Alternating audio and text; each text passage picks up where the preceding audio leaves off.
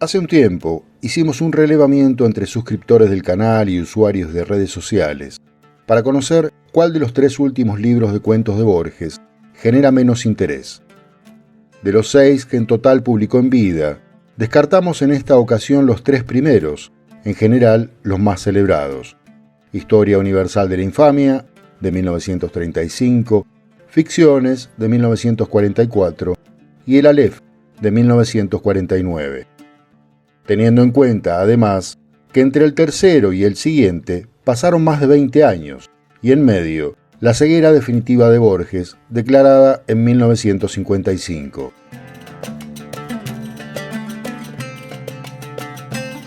La pregunta concreta fue: ¿cuál de las 3 últimas colecciones de relatos borgianos es la que no solés releer o tal vez todavía no leíste porque no despierta tu interés? Finalmente, entre el informe de Brodie, de 1970, el libro de Arena, de 1975, y la memoria de Shakespeare, de 1983, este último fue, entre comillas, el ganador, con el 50% de los votos. Es decir, el último volumen de cuentos publicado en vida de Borges es el menos leído y tal vez el menos interesante o menos conocido entre quienes dieron su respuesta a la encuesta.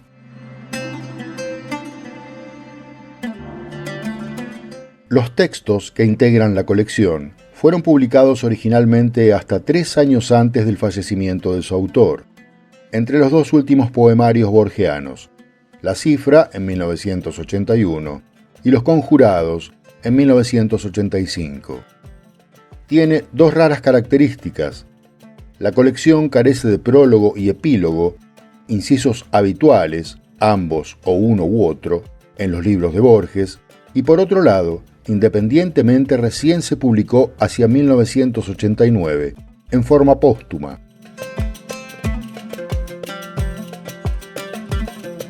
En efecto, los cuentos vieron la luz por primera vez en forma de libro, como parte de las obras completas de Borges, publicadas por MC en 1985.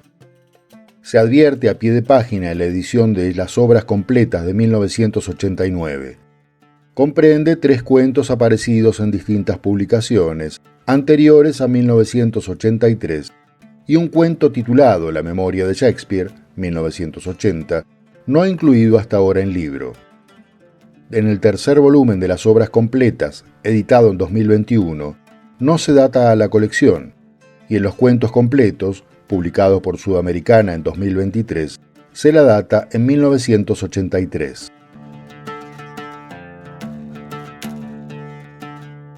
La colección recopila solo 4 relatos que previamente habían visto la luz en diferentes medios. Agosto 25, 1983, aparecido por primera vez en la edición del diario porteño La Nación, del 27 de marzo de 1983.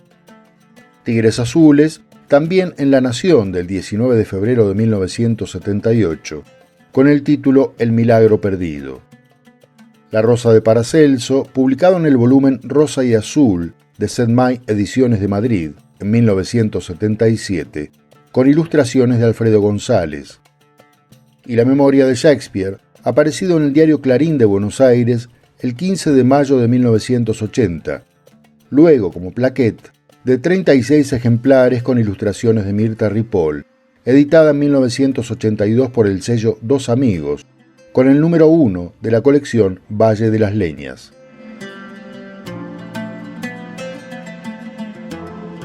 ¿Por qué razón esta colección es considerada la de menor interés entre las publicadas por Borges? Hay algunas respuestas posibles. Ciego desde 1955, le siguió un período donde el autor buscó deliberadamente narrar de forma más directa, libre de todo ripio, como solía llamar al relleno, innecesario en las historias breves. También renegó del barroquismo de sus primeros cuentos, quizá con la excepción de los incluidos en Historia Universal de la Infamia, desarrollados primigeniamente para la prensa de masas. De manera que, de acuerdo al parecer de muchos, son los relatos más llanos y por ende menos borgianos de cuantos el argentino escribió o dictó.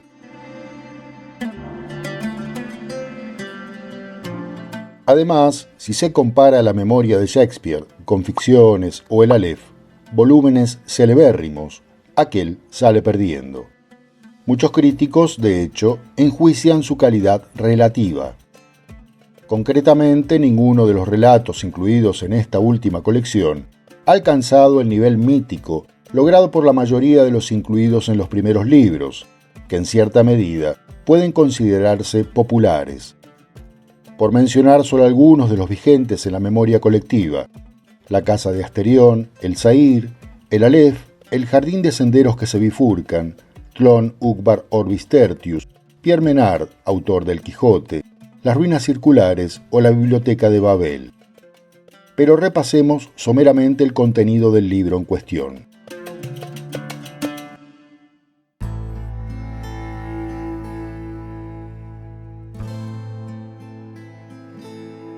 Un Borges que el día anterior ha cumplido 61 años, arriba al hotel de Adrogué, donde tantos veranos ha pasado cuando niño, junto a su familia. Cuando quiere registrarse, ocurre lo que teme. Otro Jorge Luis Borges se ha alojado en la pieza 19. Sube corriendo y allí enfrenta a un Borges más viejo, enflaquecido y muy pálido, de 84 años. Uno está en el sueño del otro, o tal vez ambos se sueñan. El anciano sueña que se y el más joven, que observa ese momento. Para el primero es su último sueño, para el segundo, uno que se extenderá en otros. El Borges de 61 años huye de la habitación, o quizá despierta, mientras detrás suyo el hotel se desvanece. El cuento, de tono onírico, revela la ambigüedad y la melancolía con que los personajes y su autor perciben el tiempo.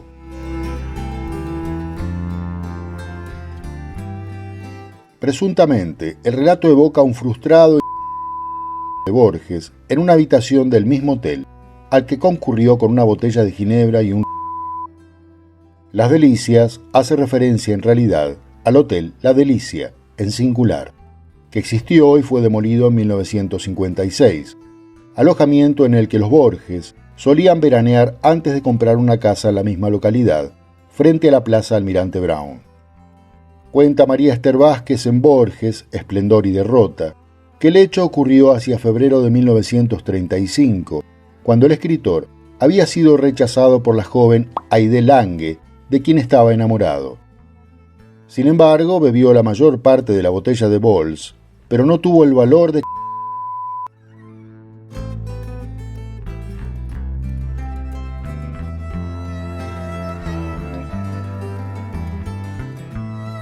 El tigre borgiano, por llamarlo de alguna manera, merece un informe completo. A esa bestia maravillosa le ha dedicado no solo narrativas, sino sobre todo, buena cantidad de versos. Desde la infancia mantuvo esa fascinación por El oro de los tigres, como él mismo recuerda en la conferencia titulada La ceguera, que brindó el 3 de agosto de 1977 en el Teatro Coliseo, cuyo enlace te dejo en la descripción. Todavía puedo descifrar el verde, puedo descifrar el azul, y sobre todo hay un color que no me ha sido nunca infiel, que me ha sido siempre leal, que me ha acompañado siempre, y es el color amarillo. Recuerdo que de chico, si mi hermana está aquí lo recordará también, yo me demoraba ante una de las jaulas del jardín zoológico en Palermo, y era precisamente la jaula de los tigres, la jaula del tigre y la de este leopardo. Yo recuerdo que yo me demoraba ante el oro y el negro del tigre hasta el atardecer, y a una hora el amarillo sigue acompañándome. Y he escrito un poema titulado El oro de los tigres, en que hablo de esa amistad del amarillo conmigo, como siempre el amarillo estuvo conmigo.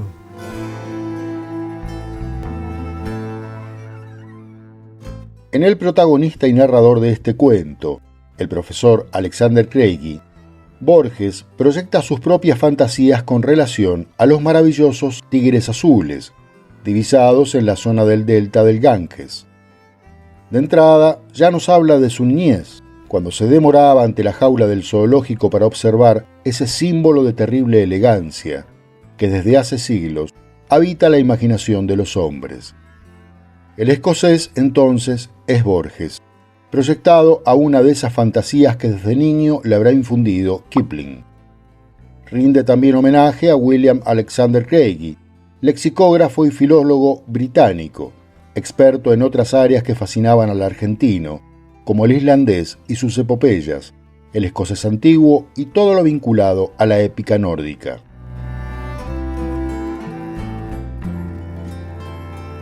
El profesor Craigie nos cuenta que viaja a cierta, remota e innominada aldea de hindúes, situada al pie de un cerro más ancho que alto, donde la maravilla ha sido vista.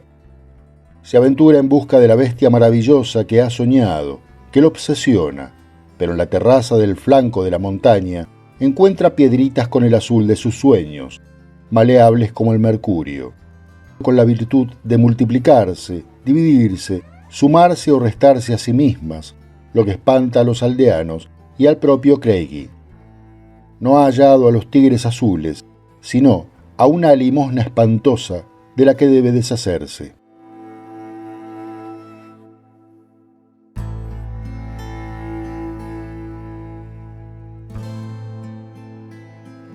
El tercer cuento del volumen refiere al alquimista y médico suizo que en el siglo XVI quemó una rosa, la inmarcesible rosa del poema homónimo En fervor de Buenos Aires, para revivirla de las cenizas.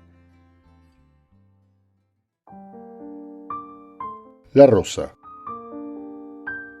La rosa, la inmarcesible rosa que no canto, la que es peso y fragancia, la del negro jardín en la alta noche, la de cualquier jardín y cualquier tarde, la rosa que resurge de la tenue ceniza por el arte de la alquimia, la rosa de los persas y de Ariosto, la que siempre está sola, la que siempre es la rosa de las rosas, la joven flor platónica, la ardiente y ciega rosa que no canto, la rosa inalcanzable.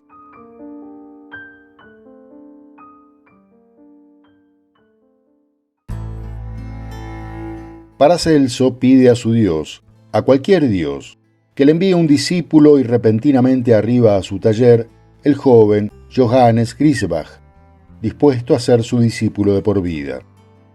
Pero a cambio le pide que ejecute ante sus ojos el prodigio de quemar y revivir la rosa que ha llevado consigo. Paracelso se niega. Entonces, el joven manifiesta su vergüenza por haber obrado imperdonablemente, por su falta de fe que el maestro le exige.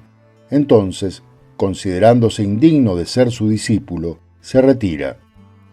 Cuando queda solo en su taller del sótano, con una sola palabra dicha en voz baja, Paracelso obra el milagro.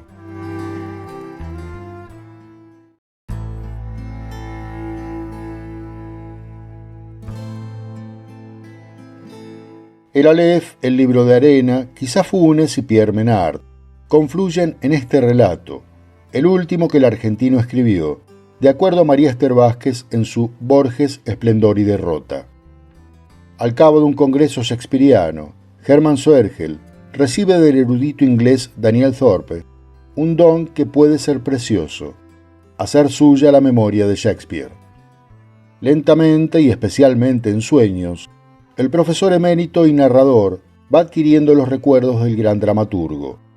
Shakespeare ha sido mi destino, afirma, para luego advertir: en la primera etapa de la aventura sentí la dicha de ser Shakespeare, en la postrera, la opresión y el terror, hasta considerar que estaba en el infierno.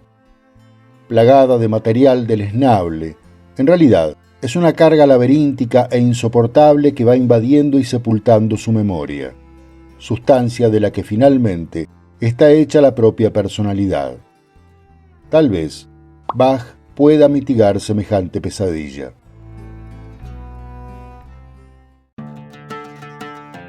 Espero hayas disfrutado este informe. No olvides dejar tu comentario, compartir el video, darle me gusta, suscribirte al canal y activar la campanita de notificaciones. Y por favor, seguí mirando algunos de los videos que se recomiendan al final de este. Muchas gracias.